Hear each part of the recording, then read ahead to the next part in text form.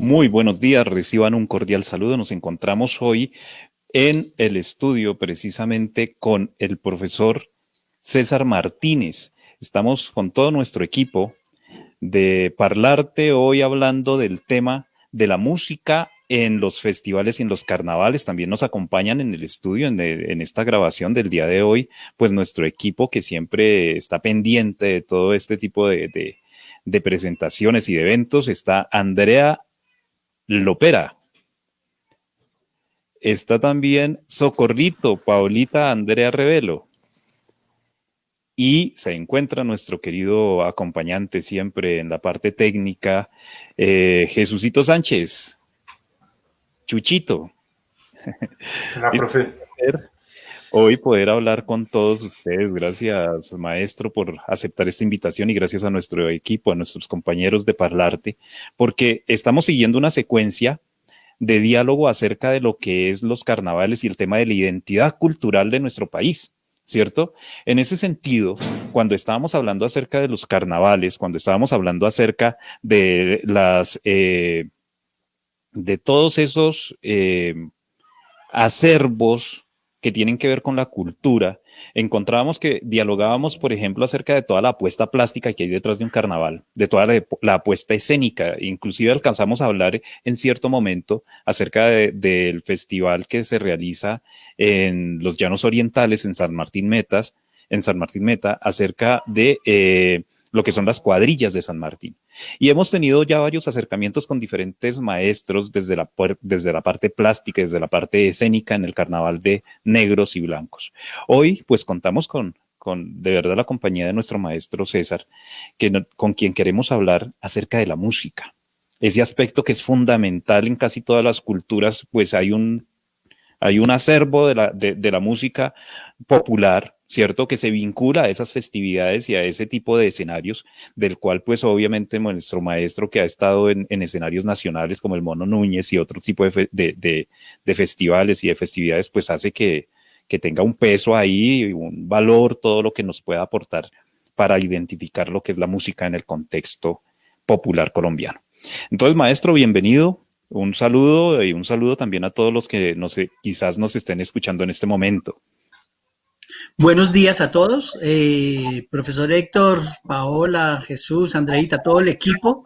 Gracias por la invitación y para mí es un placer estar aquí con ustedes hablando de esto que es muy importante en los festivales, que es la parte cultural desde la música y espero que podamos en este momento, pues, poder contestar las preguntas que desde el estudio, desde Héctor, se hagan. Muchas gracias, maestro. Pues resulta que precisamente hablando de eso, cuando estábamos discutiendo qué íbamos a dialogar con el maestro, pues algo que nos surgía es, bueno, la música en los carnavales y en los festivales, cómo se imbrica y cómo es que se mete esa música en los carnavales. Cada carnaval tiene como una idiosincrasia, tiene unos matices, tiene unas formas propias, y la música pues también adquiere esos mismos matices, pero ¿cómo es que se escoge? ¿Se escoge o penetra la música dentro del carnaval? ¿Cómo es el cuento ahí? Cada cultura tiene como un estilo de música representativa, ¿no? Cada departamento. Entonces, que es aquella música que uno escucha y que uno dice, lo lleva directamente a una región. Cuando uno escucha una cumbia, por ejemplo, entonces uno se va directamente a la costa atlántica. Cuando escucha una marimba, inclusive los instrumentos mismos evocan un género de música característico de una región, ¿no? Cuando uno oye un tiple, uno se imagina las montañas de la región andina, uno se imagina los bambucos, los pasillos, etcétera. Entonces, todo esto tiene que ver con las regiones, ¿cierto? Y cuando se hacen este tipo de festividades, entonces, lo que es propio, o sea, desde su parte cultural, digamos, en la música, todos esos elementos que se manejan en esta región son los que salen y florecen en ese momento de los festivales. Entonces hay gente que, pues hay grupos representativos de estos géneros musicales y hay otros grupos dependiendo del festival o sí, de las fiestas de un determinado lugar. Hay grupos que preparan una serie de canciones o repertorio para participar en esos festivales, como por ejemplo el caso del festival, como el Carnaval de Barranquilla, ¿no? Donde convergen muchas orquestas, muchos músicos que no son de la región, pero que se preparan con anticipación con los géneros característicos de la región para poder participar en los eventos. Entonces, cuando hablamos, por ejemplo, de un festival como Blancos y Negros, donde es allí en un lugar donde la música andina es, digamos, lo que prima, ¿cierto? Donde prima el tiple, la bandola, la guitarra, o sea, la música de cuerda. Entonces, y también hay también algunas subculturas, si podríamos decir así. Es decir, por ejemplo, la música indígena que está acompañada por tamboras, por flautas, por zampoñas, por una quena, digamos. Entonces, en ese momento, esa música es el momento de que tenga su protagonismo, ¿no? Algunos compositores preparan, componen música para ese día especial, para ese festival en especial, ¿cierto? Otros pues ensayan la música que es representativa, en ese caso, por ejemplo, hablar de la guaneña en el sur de Colombia, ¿no? Entonces es un tema que va a ser interpretado muchas veces por diferentes grupos, va a ser bailado, va a estar en los diferentes lugares porque es lo que representa la cultura en ese momento. Maestro, yo ahí tengo una preguntita y es, bueno, ese proceso de creación que se hace para esta música representativa, ¿no? De cualquier evento, festival. ¿Cómo es esa o sea, cómo es esa creación? ¿De qué parte? Sabemos que nos estás aquí contando que tiene un peso identitario, ¿sí? Pero Sí. ¿cómo se hace ese proceso de creación? ¿Desde qué parte? ¿De una investigación? ¿De dónde? Bueno, Paola, a veces estos festivales tienen una actividad específica o una actividad central que es, digamos, el Festival de Música. Hablemos, por ejemplo, en las fiestas de Ginebra Valle, ¿no? En Ginebra Valle hay un, un, una actividad principal que se llama el Festival Mono Núñez, así se llamó, pero que alrededor de una actividad musical se generan otro tipo de actividades, como por ejemplo el festival gastronómico, ¿no? El festival de la plaza, también hay, se colocan unas tiendas y la gente empieza a vender sus productos, o sea, artesanías y todo eso, pero el festival, lo más importante en ese momento es la parte musical. Entonces, en ese caso, la gente que va, los músicos que van pensando en participar en ese evento, entonces van con los requerimientos que exige en ese momento el concurso o el festival, que es, hay que componer una música específica o hay que tocar una música específica. Por decir algo, este año vamos a conmemorar la muerte del maestro Luisa Calvo. Entonces, todo va a girar en torno de la música de Luisa Calvo. Los intérpretes tienen que prepararse y tienen que tocar música de Luisa Calvo. Pero además, el festival exige que haya una composición, ¿no? Como grupo. Entonces, generalmente los músicos componen un tema que sea alusivo a ese lugar. Muchos hablan entonces de Ginebra, muchos recrean el Festival Mono Núñez, etcétera. Entonces, hay otros festivales que de pronto no, la parte musical no es el centro principal, como digamos el Festival de Blancos y Negros que ustedes están hablando. Hay sí eventos musicales, pero no un concurso específico de música. Entonces, en ese caso, lo que pasa es que los grupos que van o los grupos mismos, los grupos nativos de allí, los músicos, empiezan a interpretar es la música de su región, ¿no? Y si hay una composición específica, pues en ese momento no es relevante, o sea, es relevante por la presencia del grupo, pero no es muy relevante porque no hay un concurso específico de música. En los lugares que sí, por ejemplo, cuando se habla del Carnaval de Barranquilla, ¿no? El Festival de Orquestas, que es una actividad musical que gira en torno a todo el carnaval, entonces allí sí. Entonces uno ve que va gente de diferentes partes, por ejemplo, sobre todo en Cali, que es como el lugar principal de la salsa en Colombia, ¿no? Y van grupos que representan ese género de música, pero también tocan en su música otros ritmos que son característicos de Barranquilla. Entonces tocan el chandé, tocan esa música que representa allí. Entonces los músicos empiezan a componer acerca de lo representativo de la región. Entonces, con relación a lo que tú dices sobre cómo es el proceso de creación, es que si yo voy a participar en un lugar con un tema, si yo quiero que delante del jurado, delante de la ciudad, que haya simpatía del público, yo tengo que hablar de cosas representativas del lugar, ¿no? Estoy en Barranquilla, entonces voy a hablar de Estercita Forero, que es, la quieren mucho en Barranquilla porque es la reina de Barranquilla, ¿no? O voy a hablar sobre el Se doble arroyo, señor. Ajá. Sí. Se convierten en íconos, en partícipes propios de la identidad de ella. O sea, hablar del Carnaval de Barranquilla, sin Eso hablar es. de Estercita Forero, sin hablar de Joe Arroyo, pues es como perder la esencia Exacto, misma del porque si carnaval llega en un ese grupo, por sentido, ¿no? ejemplo, allá a cantar un tema que habla de Cali, eso está muy bien, pero si yo voy a participar en ese festival de orquestas, yo tengo que centrar mi atención es en Barranquilla. Barranquilla, la puerta de oro de Colombia, Barranquilla. Entonces, el proceso de creación es pensando en precisamente en ese festival que se va a hacer, ¿no? Entonces, los compositores hacen su música y ahí hay un proceso de investigación, ¿no? Es decir, cómo es la música, qué podrían nombrar dentro de las canciones, de los temas, ¿no? Para poder participar allá. Entonces, en ese sentido, así es el proceso de creación cuando se va a hacer cuando uno va a participar en un festival que donde hay una actividad musical específica, ¿cierto?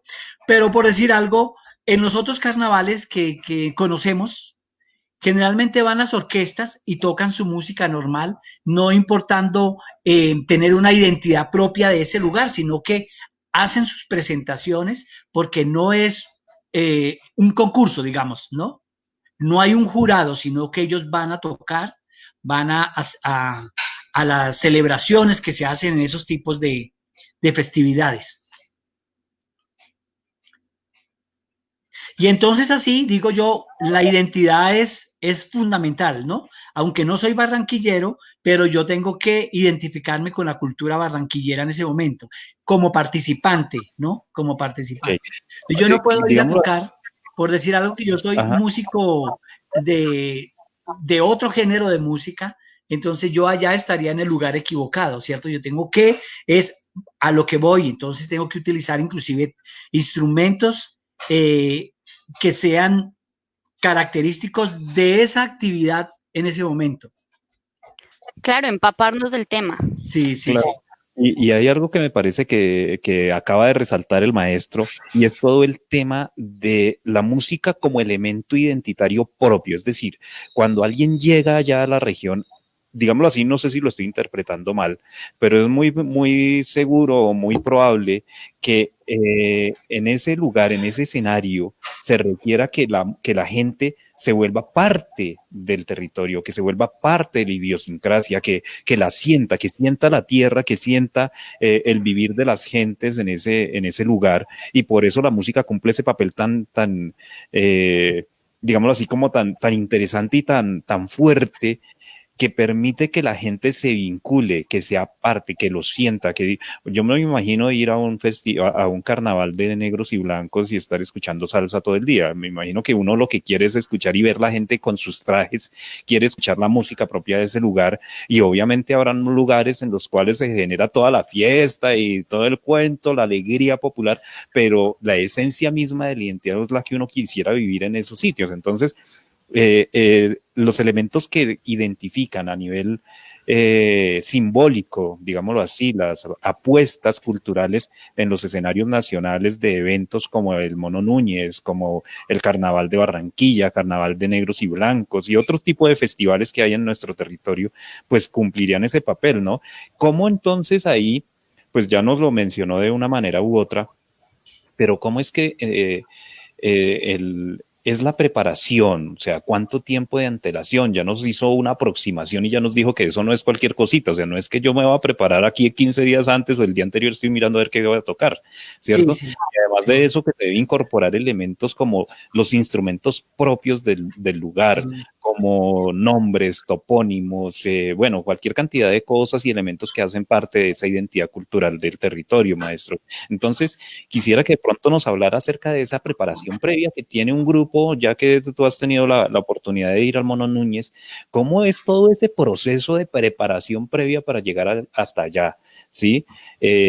¿Cuánto tiempo? ¿De qué manera se hace? Obviamente teniendo en cuenta que una diferencia grande también es el tipo de escenario, ¿no? Una cosa es el concurso y otra cosa es salir a la plaza pública, ¿no? A la plaza pública desde una participación no concursable, sino simplemente para mostrar esa capacidad musical que se tiene, ¿no? Ya, Héctor, hay una cosita que lo que usted estaba hablando ahorita es como muy curioso y es que, digamos, en las regiones hay una diversidad de géneros, inclusive foráneos, que van llegando y que las emisoras mismas se encargan de transmitir, ¿no? Entonces uno oye también en esas regiones donde lo característico es el tiple, la bandola, la guitarra, uno oye en la cotidianidad, está escuchando vallenatos, está escuchando salsa, está escuchando otros géneros musicales.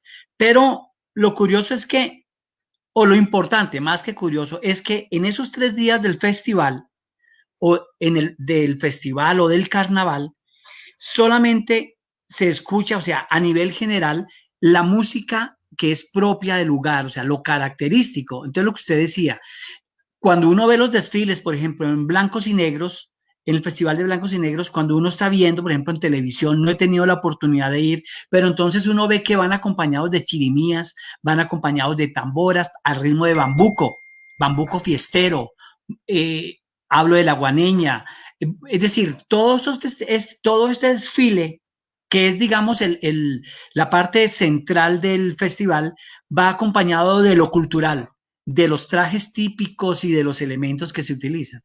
La salsa y los otros géneros se hacen desde otros escenarios, en las casetas, cuando después de terminar la parte cultural la gente quiere buscar otro tipo de actividad, entonces se van a una caseta y allá escuchan salsa, bailan cumbias y todo ese género de música, pero en el festival, entonces todo el tiempo uno está escuchando la música que es característica del lugar. Y uno ve las muchachas por las calles con sus vestidos típicos de la región.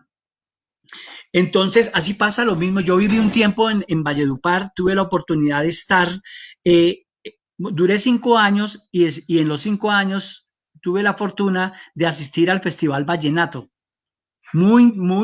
Para mí fue pues una cosa muy importante en mi vida porque yo quería asistir a un festival vallenato y nunca había podido. Pues como para conocer la cultura y conocer todo lo que se teje alrededor de eso, ¿no? No había podido, pero hasta ese tiempo pude estar en ese festival vallenato. Pero, ¿qué pasa? En ese festival no se escucha otro género diferente, sino acordeones desde por la mañana hasta por la noche, ¿no? Todo el tiempo. Y lo mismo en los desfiles, por ejemplo, el desfile inaugural que se llama el desfile de piloneras, entonces van todos con el traje típico de la pilonera, ¿no? Y van tocando al son de un tema que se llama el pilón, y todo el tiempo es ese tema, repicando el pilón, y las mujeres van con el pilón, o sea, el pilón es como un artefacto para pilar, ¿no? Para el maíz, ¿sí? ¿Se llama así? Es el material que se utiliza, es el instrumento que se utiliza para poder moler el maíz a punta de golpe, El ¿no? Con maíz, un y mazo. entonces es una cosa, es un recipiente de madera y tiene un mazo y entonces es muy característico de allá. Entonces todo gira en torno como a ese elemento y la música también. Hay un tema que se llama, ¿cómo se llama el tema? Pilón, de las piloneras. Hay un tema característico Las que piloneras, sí, no, no, ¿no? hay un tema que es característico y que todo el tiempo uno está oyendo y durante los 3 días es ahí el mismo y hasta que uno prácticamente se sueña hasta con el mismo tema, ¿no? Entonces, y están bailando y las comparsas van por la calle con el mismo tema, entonces la comparsa del barrio tal toca el pilón de una manera, o sea, hacen una coreografía diferente, con vestuario de otros colores, etcétera. Entonces, se respira lo cultural dentro de esos 3 días. Ya después de que pasan los 3 días, ya uno empieza a escuchar otras cosas, ¿no? Lo mismo en el Festival Mono Núñez, cuando usted dice cuánto tiempo uno se prepara para ir a un festival de esto. Bueno, en este caso, pues, digamos, el Festival Mono Núñez es, digamos, en el país uno de los festivales más importantes en cuanto a la música andina se refiere. Es un festival internacional, llega gente de todas partes, llega gente, por ejemplo, de México, porque en México también hay lugares donde se toca el bambuco, el pasillo, vienen a participar a Ginebra, aquí a Colombia, exactamente a Ginebra. Y entonces, como tiene otro carácter, hay que diferenciar lo que es digamos, un festival o un concurso a de pronto un festival, otro tipo de festival, porque el Mono Núñez es un concurso, entonces uno tiene que prepararse porque uno va a ganar. Y para uno ganar es como nuestros ciclistas que están 2 meses ensayando en la montaña y es para poder llegar allá y competir. Entonces, cuando yo participé en el Mono Núñez, que fui 2 veces con una orquesta y con un cuarteto, eso es una situación de mucha entrega y de compromiso, o sea, de ensayos diarios, de estudio constante, 5 o 6 horas diarias de las obras, porque es que son muy exigentes y uno va a presentarse allá delante de músicos. El jurado no es cualquier persona por ahí, sino es gente que sabe de música, compositores colombianos. Entonces uno tiene que llegar preparado, o si no, no hay nada más que hacer, o sea, uno no se puede presentar allá. Entonces, la preparación, Héctor, es de meses atrás para poder llegar y hacer la presentación digna, ¿no? No ocurre cuando es un festival normal, cuando uno va, digamos, en estos festivales blancos y negros, la música, cuando se hace, digamos, en las comparsas, no es tan exigente musicalmente. La gente toca y lo importante es divertirse. Entonces es al ritmo de tambores, al ritmo de... Entonces la gente se lo disfruta, pero no hay un jurado detrás que esté pendiente y diga cómo está tocando, cuál es la técnica, cómo coloca la mano, ¿no? Entonces es diferente así. Maestro César, Fuerte, ahí maestro. tú, Dale, dale, Socorrito. tú nos hablas de que la gente se lo disfruta, de que la gente lo goza, ¿sí? Pero entonces, ¿qué pasaría si en un festival, en un evento o en un carnaval como es el de Negros y Blancos de Nariño, no existiera la música? ¿Qué pasa si no hay Eh, esa representación musical? O sea, ¿de qué forma se viviría? ya, no, yo pienso que no sería un festival, ¿no? Algún músico por ahí dijo que el hombre no vive sin la música y nosotros estamos permeados por la música, por el arte en general, ¿no? Por el arte. Entonces, en estos festivales es muy importante la participación musical, ¿no? Es decir, no solamente la musical, sino el arte en general se respira.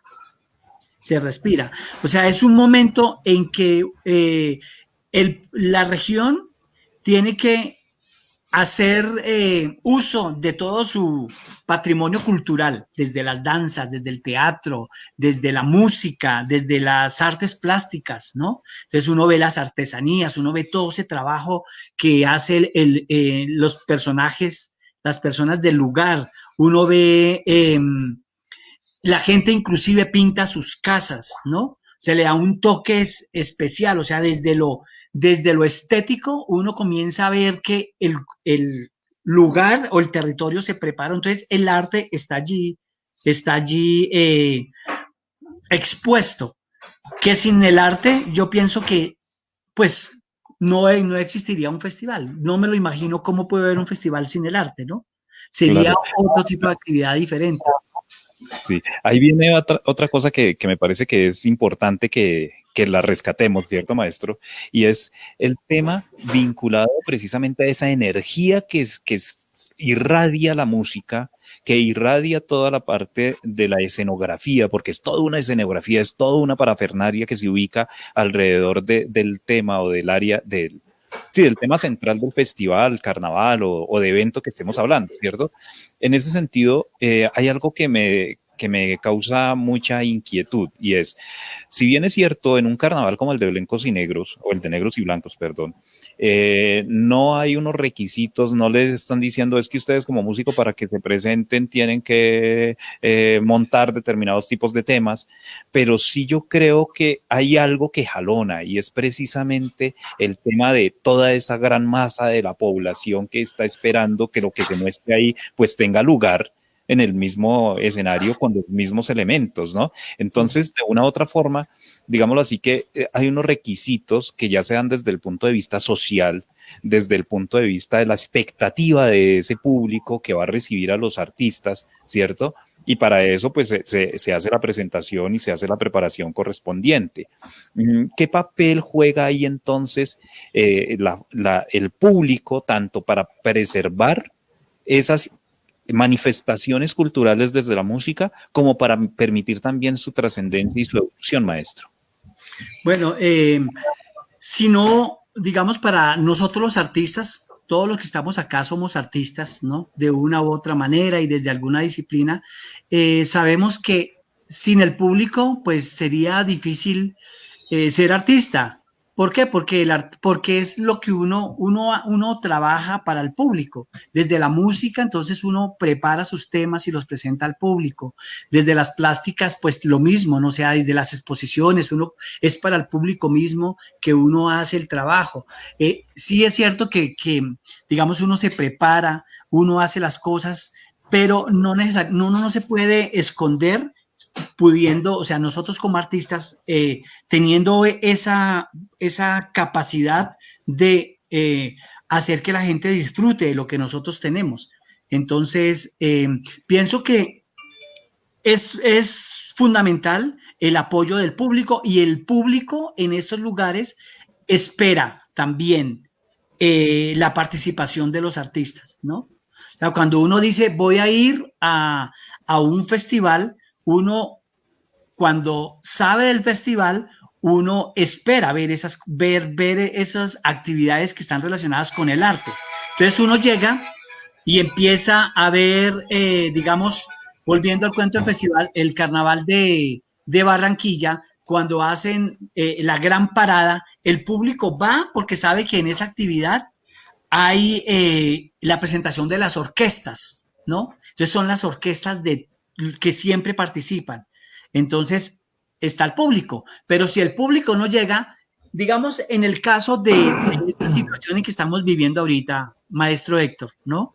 Lo de la pandemia, que ha sido muy difícil para el ámbito, para todo, en Colombia y en el mundo, ¿no? Pero digamos en el factor de la cultura ha sido muy difícil porque sin público no se puede hacer nada, ¿no?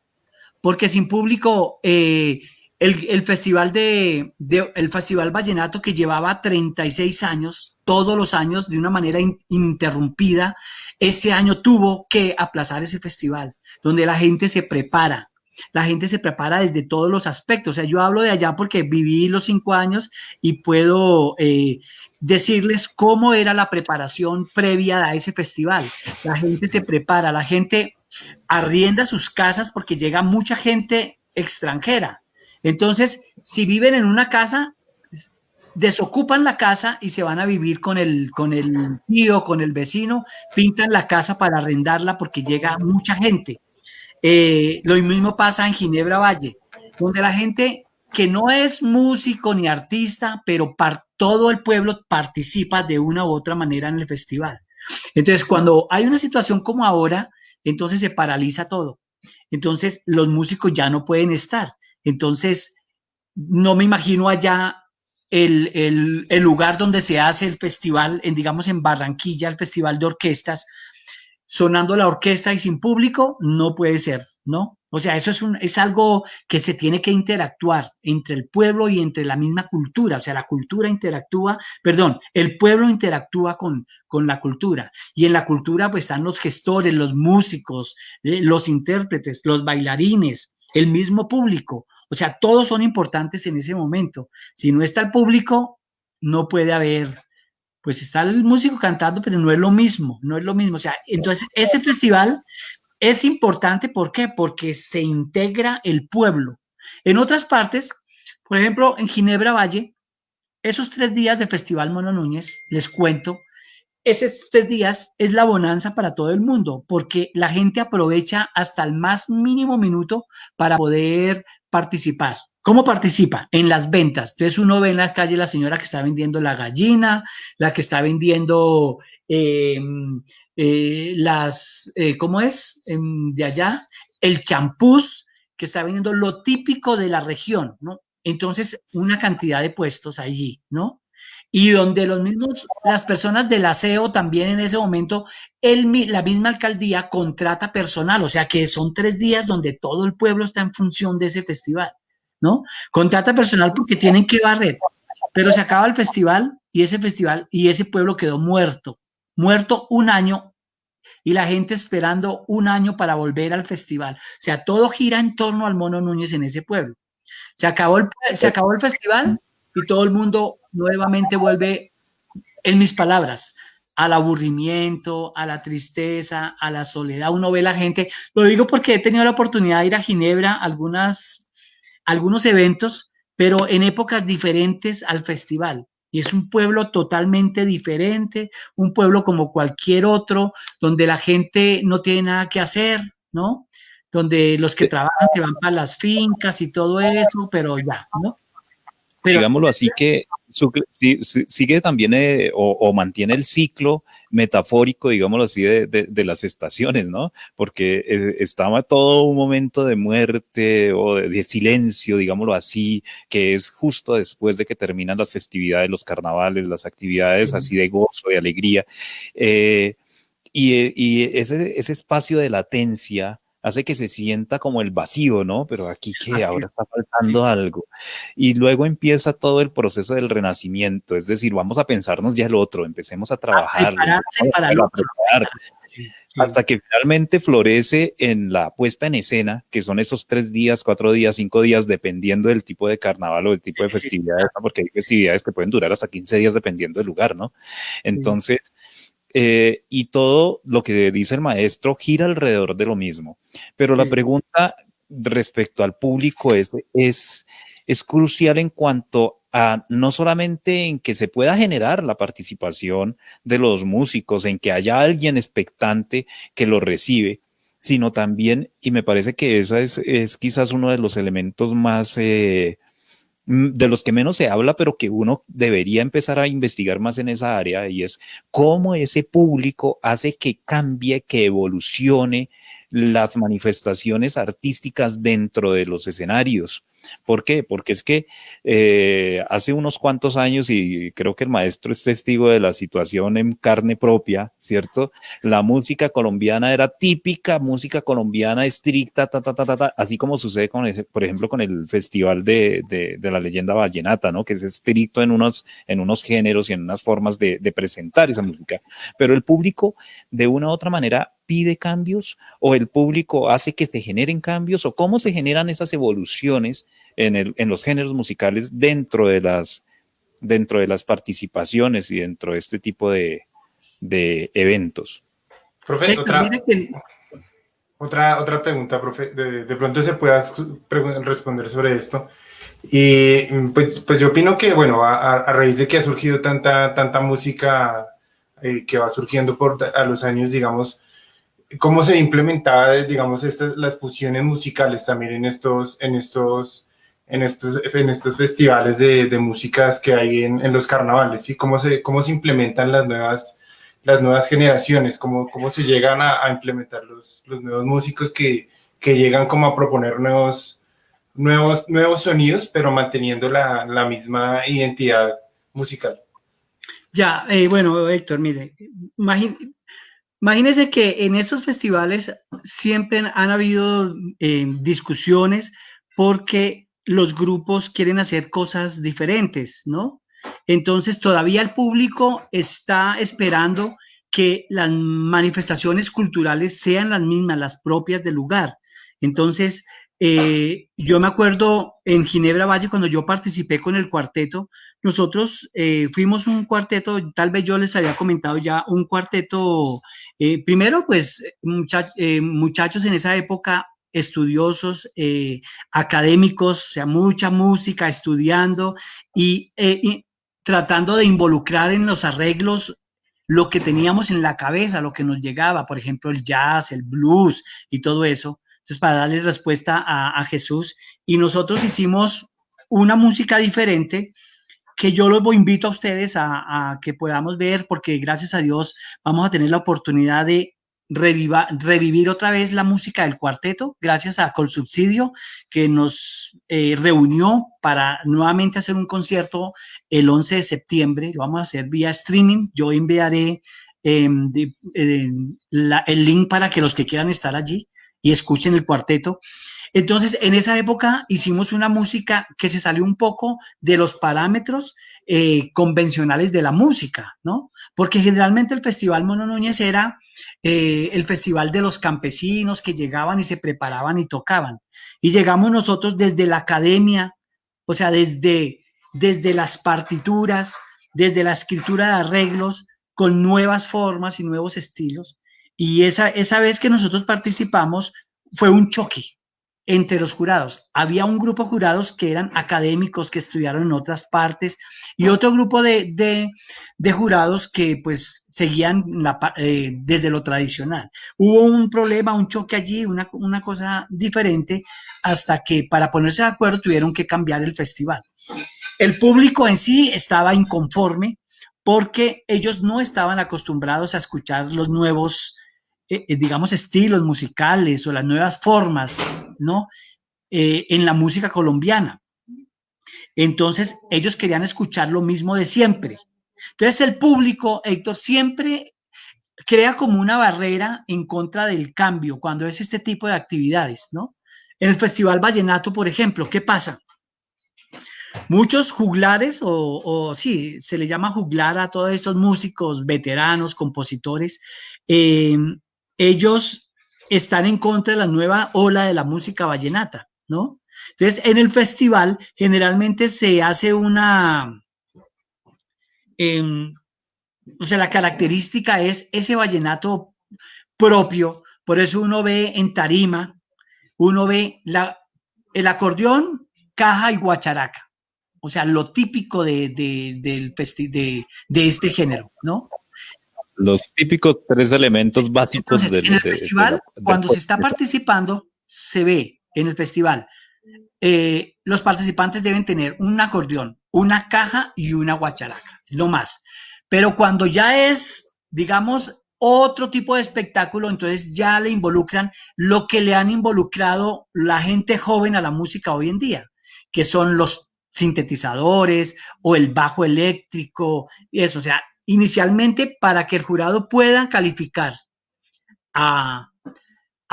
digamos, a un acordeonero en ese momento, ellos simplemente exigen el acordeón, la caja y la guacharaca. No hay bajo por ningún lado, no hay otra cosa, sino lo que es. Van a tocar una puya, van a tocar un merengue, un paseo, o sea, el ritmo tal y como es, ¿no? O sea, no puede llegar digamos, el participante a meterle cosas diferentes, digamos así, estilos diferentes a la música porque lo desclasifican. O sea, hasta el momento estamos así, ¿no? Pero cuando es otro evento especial, pues por supuesto, digamos, cuando se hace un festival que es paralelo a eso, pues por supuesto que ya llega Peter Manjarrés, y llegan, bueno, toda esta nueva ola de compositores e intérpretes con sus estilos, pero ya es otro cuento. En el festival propiamente como cultural no se permite ese género de música, sí, se permite ese en el otro evento aparte, ¿no? Entonces, el público crea como un tipo de resistencia, Héctor, crea como un tipo de resistencia cuando es un festival en ese sentido, ¿no? Entonces uno ve en el Festival Blancos y Negros, cuando vino el desfile, entonces uno ve siempre ve al grupo vestido con su traje típico, la tambora, la caña de millo o la flauta esa que hacen ellos mismos, inclusive es artesanal, ¿no? Porque podrían comprar una flauta de metal bien afinadita, pero no. O sea, tiene que ser lo típico del lugar. Es como cuando se hace en el festival en Buenaventura, ¿no? De Petronio Álvarez. Las marimbas tienen su afinación específica, no es una marimba hecha por los japoneses. Tiene que estar de chonta o de chonta porque de lo contrario no funciona. O como sucede con el Festival del Currulao que salió de Tumaco, es la misma cosa. O sea, tiene que tener el instrumento típico de allá con la afinación y las condiciones técnicas de la propia región. Claro.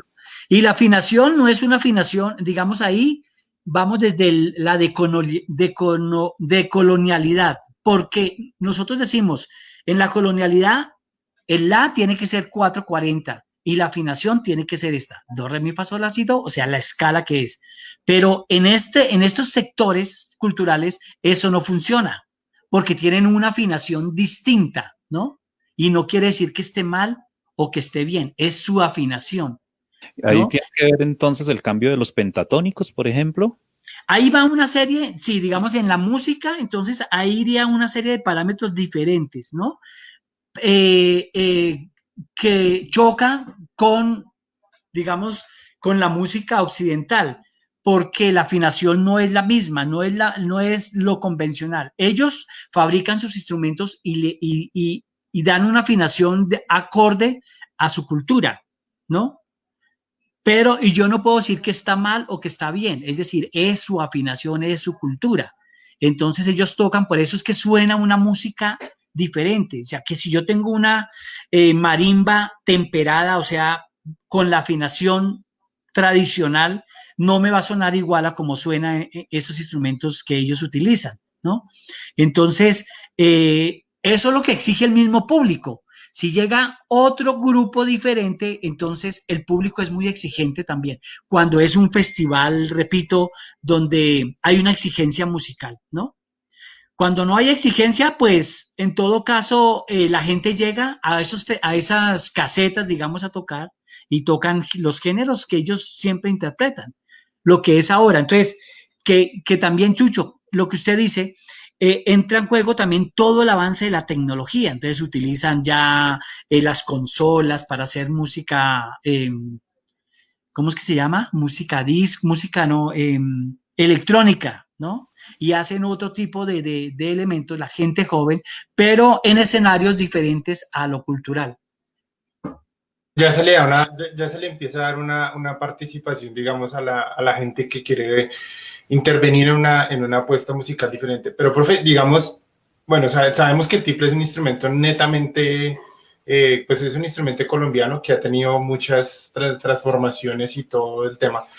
¿Cuánto tiempo tiene que pasar, digamos, un instrumento, digamos, en cada región para que, digamos, su estructura musical, su dinámica musical se vuelva propia de su región? ¿Cuánto tiempo, digamos, el vallenato? Ya sabemos que es el acordeón y ya sabemos que el vallenato es algo patrimonio cultural de Colombia. Digamos, en este caso, digamos, en cada región de Colombia se toca de diferente manera el tiple. ¿Cuánto tiempo tiene que llegar a pasar, digamos, estos encuentros musicales para que se puedan presentar en los festivales, digamos, del Mono Núñez y, bueno, y entre otros instrumentos?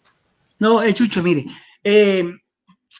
no, uno no podría decir de tiempo, sino también depende del grado de popularidad que tenga el instrumento. Por ejemplo, ahorita hay un boom con un instrumento que se llama el ukelele. Todo el mundo quiere tocar el ukelele.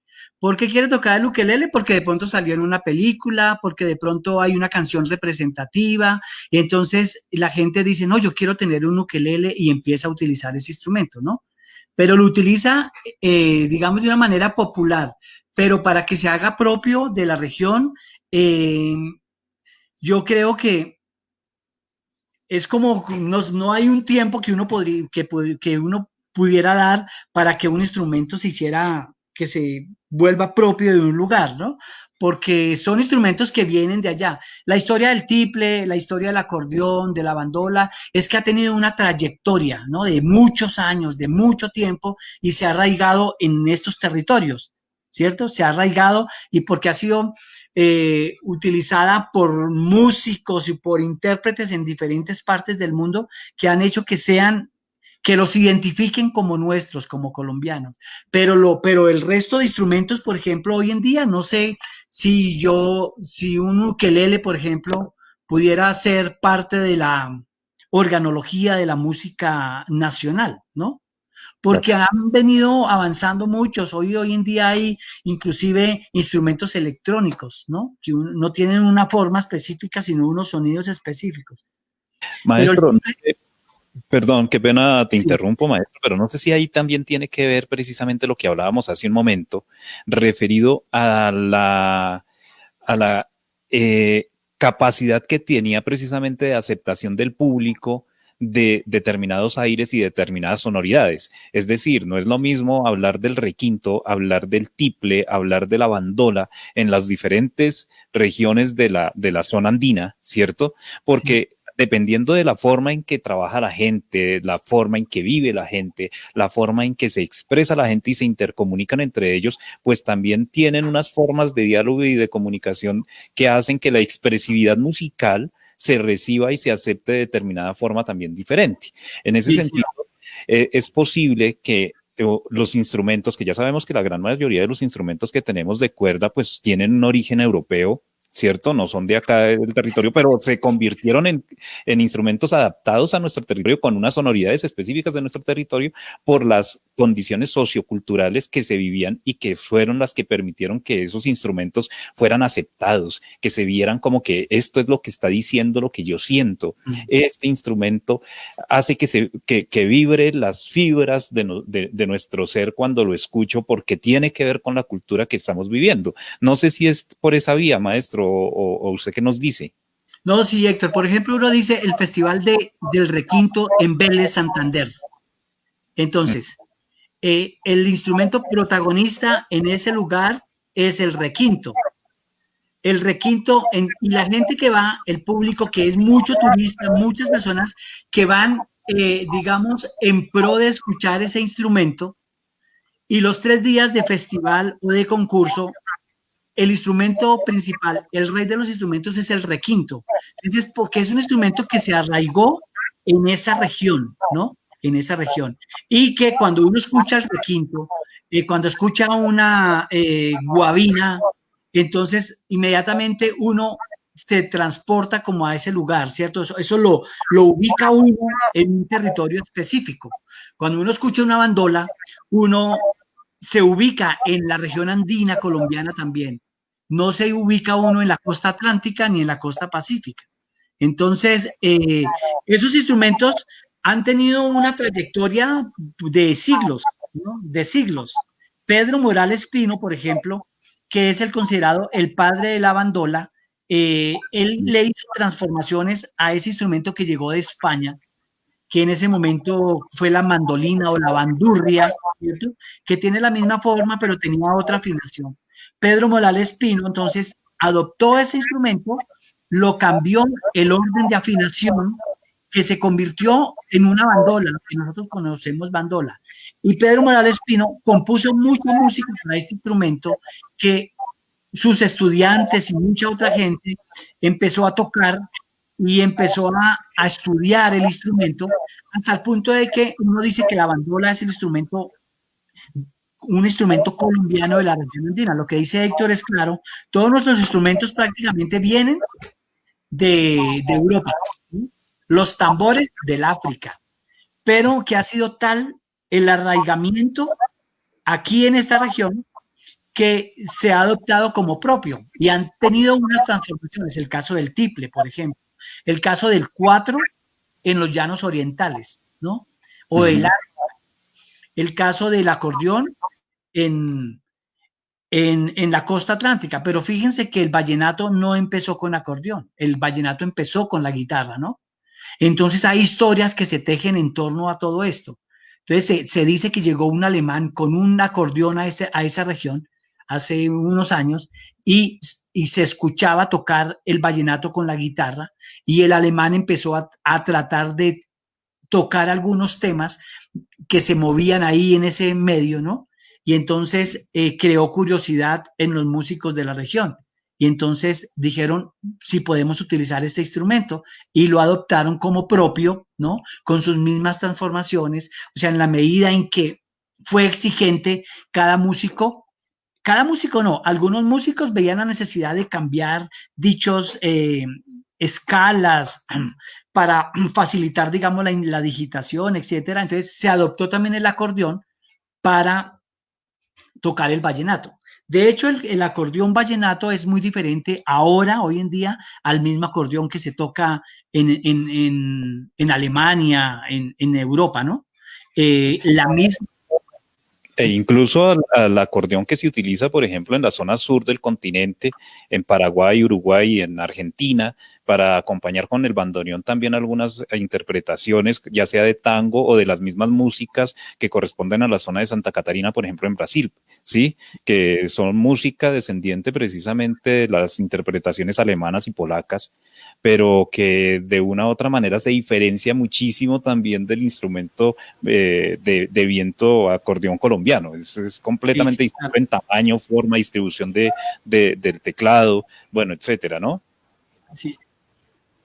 De hecho, hay una investigación, maestros, que la hace un guitarrista que ha compuesto, digamos, gran parte de las músicas de Carlos Vives, que se llama Teto Campo, y él hace un documental muy bueno sobre estos instrumentos, sobre la bandola, sobre el tiple, sobre el requinto, y digamos que también la Universidad Nacional se ha encargado de darle una representación a estos instrumentos.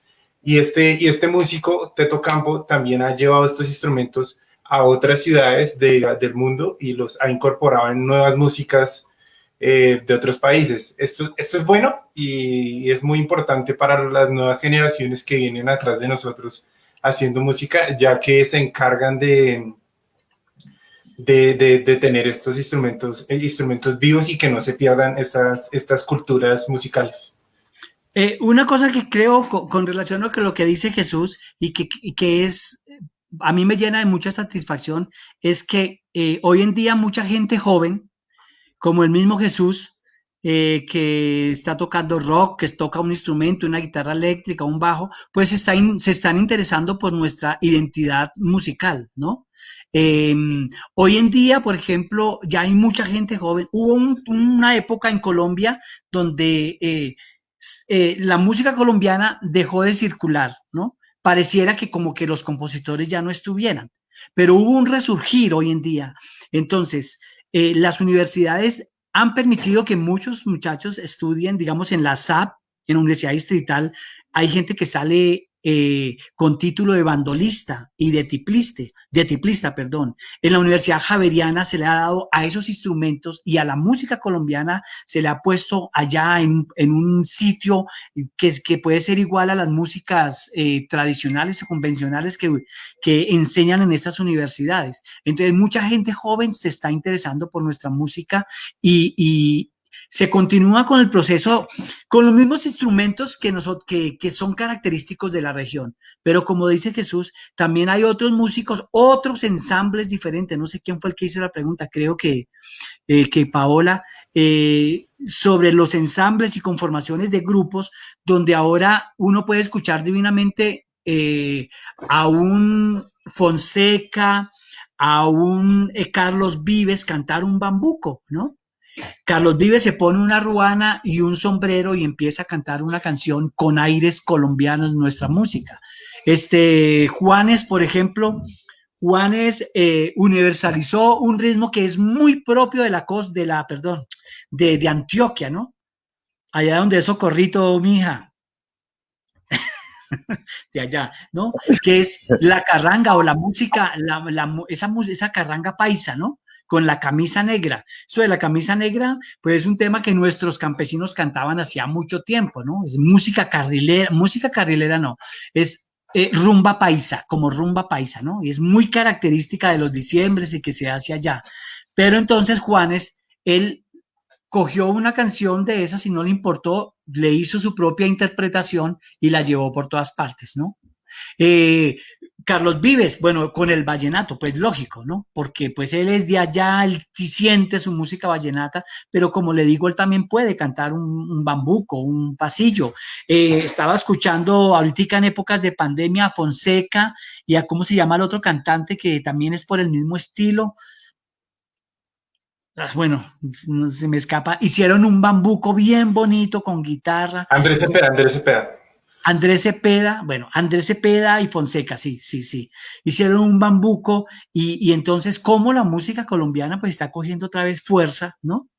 Que lo que falta es que los medios de comunicación se preocupen por difundir nuestra música. Solo 2 o 3 emisoras por ahí, sí, emisoras toman conciencia de esta situación porque no es en la música comercial, pero sí se puede decir que hoy en día yo veo en el medio en que yo me muevo gente joven de diferentes géneros, o sea, veo mujeres tocando bandolas, antes no, antes la bandola, eso también era como discriminativo, solo la música era para los hombres, como el vallenato. Ver una mujer tocando acordeón, y eso en un comienzo se criticó mucho, ¿no?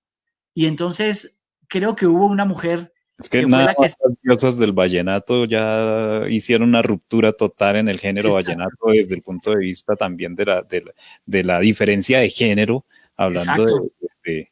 de esas condiciones. Maestro, bueno, pues la verdad se nos está acabando el tiempo y como siempre quedamos con tema para cortar cualquier cantidad. Hay mucha tela por cortar, Y hay profe, mucho que hablar. porque digamos también queda el tema pendiente de los luthieres, de la fabricación de instrumentos, que eso también es algo supremamente importante porque es algo que ha tenido cambios también y digamos lo que decía el profesor César, también los jóvenes se están interesando también por la fabricación de estos instrumentos. Entonces, yo quisiera, maestro, ya para cerrar esta sesión del día de hoy, este conversatorio, que nos comentara o que nos diera una sugerencia para estos nuevos músicos, así como Chuchito Sánchez, que nos acompaña hoy, todos los que quizás nos estén escuchando y los que vean posteriormente el video también, respecto a qué debería tener en cuenta para prepararse debidamente a un escenario nacional, ya sea en concurso, ya sea lo otro, ya nos lo mencionó en muchas formas, pero así concreto, 3 o 4 punticos claves que serían para que un músico nuevo se presente en un escenario como estos. Bueno, yo pienso, uno que es clave es la disciplina en el estudio. La disciplina en el estudio del instrumento, ¿no? Horas de estudio y de estudio y de estudio, de ensayo, ¿no? Porque como toda disciplina artística, como dice por ahí el dicho popular, la práctica hace al maestro, entonces se requiere de mucho ensayo para poder tener un nivel de presentación. Segundo, el conocimiento de los aires nacionales, ¿no? Si estamos hablando de la música colombiana, es cómo se interpreta un bambuco, cómo es realmente que se toca el bambuco en el tiple, en la guitarra, en la bandola, porque cuando uno va a pisar estos escenarios, hay gente que sabe mucho, que ha estudiado mucho, ¿no? No es cualquier persona, como les comentaba al comienzo, entonces es gente que en el momento en que uno se sienta con el instrumento, ellos saben si uno sabe o no sabe, ¿no? Entonces, para poder pisar estos altares de la música, digámoslo así, se necesita de mucha experiencia, en el sentido en que tengo que estar convencido de que lo que voy a tocar es realmente lo que voy a presentar, ¿no? No basta con el talento, es necesario la práctica y el estudio. Y para eso necesito el estudio. Yo pienso que con esos dos aspectos, o sea, clave, ¿no? Clave. Porque si tiene el conocimiento y no practica, no funciona. Si practica y no tiene el conocimiento de cómo se toca la música, tampoco funciona. Y lo otro es tocar con el corazón, ¿no? Porque es que una cosa es la interpretación. Puedo tener los dos aspectos de estudio y de disciplina, pero si yo en la tarima no expreso, no transmito, no hago nada. O sea, es que eso también es clave, ¿no? ¿Cómo interpreta uno? Con los matices, las dinámicas, ¿no? Con el respeto al público, al público. Entonces, le doy lo mejor que yo tengo. Cuando yo estudio y practico es porque me voy a entregar al público. Le voy a dar lo mejor. Y eso es lo que hacen los artistas, ¿no? Lo mejor. Por eso Claro que sí, en maestro. esos escenarios no vale la improvisación, no vale. Puede ser un gran músico. Yo he visto el maestro Gentil Montaña, otro maestro León, el maestro Fernando León y otro maestro tocar en un escenario sin ensayar, cada uno duro, o sea, un músico tremendo, sin ensayar y terrible la presentación, ¿no? Claro, y no, y que por otro lado, maestro, también están representando una identidad, una cultura, lo que nos hace Sí, claro, propios. eso es. Es- Entonces, eso merece, pues, dedicación, respeto, Sí, eso es. creería. Entonces yo pienso eso que nosotros, por ejemplo, los que estamos a cargo del arte, ya llega gente más joven, es sembrar eso, ¿no? Esa identidad cultural, amor por la música y la disciplina de Ok. estudio. La música colombiana no es fácil, es de mucho estudio y de mucho ensayo, Ujú. como todo. Pero Tiene entonces, muchas formas, esa tiene es muchas figuras, tiene muchas también decoraciones que son propias de cada aire. Entonces, Sobre todo las acentuaciones, que en cada región no se toca, digamos, no se sí, toca sí, igual. Digamos, en cada región, en Cundinamarca, en Antioquia, en cada región se diferente. toca supremamente diferente. Ahí, mejor dicho, está el merengue, está el pasillo, y en cada región se escucha diferente. Y digamos, hay maestros de tiples, bueno, de requintos y toda esa vaina, y hasta ellos mismos tocan de diferente manera, ¿sí? O sea, y lo chévere de esto, digamos que se ve algo muy bonito, se ve lo que es se ve lo que es el campo, se ve lo que es Colombia, se ve lo bonito y lo inédito de nuestra región, se ve el sabor campesino, que yo creo que es lo más importante. Pero bueno, ojo, Jesús, porque no solamente el sabor campesino, porque ya las grandes ciudades, como yo le digo, los muchachos sin conocer el campo se han metido con un instrumento como la bandola, por ejemplo, ¿no? Y ujú. entonces es un error eh, decir que la música colombiana es del campo. Antes uno decía que no, es que nuestros campesinos y tocan el bambuco, no. Grandes maestros que han sido académicos, han estudiado en el Conservatorio Nacional, han estudiado en Nueva York, como el maestro Luisa Calvo, ¿no? Que fue un gran maestro, un músico insignia en Colombia, ¿no? Entonces es gente bogotano de pura cepa. Luisa Calvo no era bogotano, él creo que era de la mesa, pero hay gente que no nace en el campo y que no está en el campo, pero que hace nuestra música. Entonces, eso es lo que hay que sacar de la cabeza, que a veces piensa, porque los jóvenes dicen, no, es que el bambuco, el campesino, el pasillo, el campesino. Y no, hoy en día esto es una cosa de grandes escenarios, ¿no? En diferentes lugares del mundo. Yo estuve con el cuarteto tocando por toda Sudamérica en auditorios donde la gente dice, no, este grupo es, y llevando nuestra música colombiana, que de pronto esos aires han sido también trabajados por nuestros campesinos, ¿no? Pero no necesariamente es música campesina. Claro, es que ahorita ya en estos tiempos hemos evolucionado y no, este tema está larguísimo. Sí, sí. Maestro, le agradecemos inmensamente la Gracias, colaboración y maestro Héctor, participación en gracias el día de hoy. A nuestro equipo de cabecera, pues se tuvo que ir un poquito más temprano. Michel Andrea Lopera nos tuvo que dejar antes de cerrar la sesión. Y le agradecemos, pues obviamente también a Johan, que está ya después detrás del máster de toda esta puesta en escena online. Johan, que nos acompaña desde Comunicaciones, a Socorrito, que está hoy aquí con nosotros también y que siempre nos acompaña en estas presentaciones de Parlaarte y de la Facultad de Educación, de la Licenciatura en Educación Artística, y a Jesucito Sánchez. Entonces, les agradezco Gracias, mi profe. inmensamente por su participación, por acompañarnos el día de hoy. Estaremos hablándonos dentro de 8 días con otro tema interesante dentro de Parlaarte. Muchas gracias. Muchas gracias. Adiós. Gracias, profe.